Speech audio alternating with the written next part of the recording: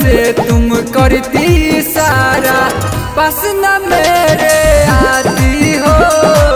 दूर से तुम करती इशारा, पास न मेरे आती हो। दूर से तुम करती इशारा, पास न मेरे आती हो।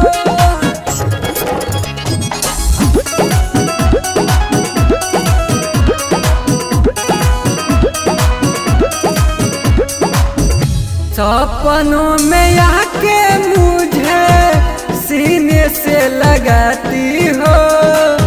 हीर लैला मजनू जैसे प्यारी जताती हो, प्यारी जताती हो। सपनों में आके मुझे सीने से लगाती हो। हीर लैला मजनू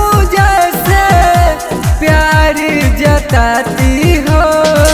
आमने सामने है क्यों नहीं आती, मुझको कितना सताती है। दूर से तुम करती इशारा, पास न मेरे आती है। दूर से तुम करती इशारा, पास न मेरे आती है।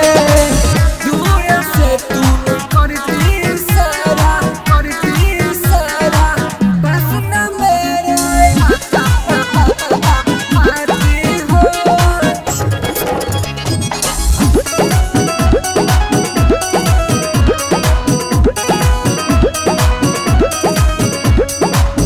संजय सरफ को अपना बना ले गुलाम रे। रिसीवत में दे दे मुझको ओठो की जाम रे, ओठो की जाम रे। संजय सुजीत को अपना बना ले गुलाम रे। रिसीवत में दे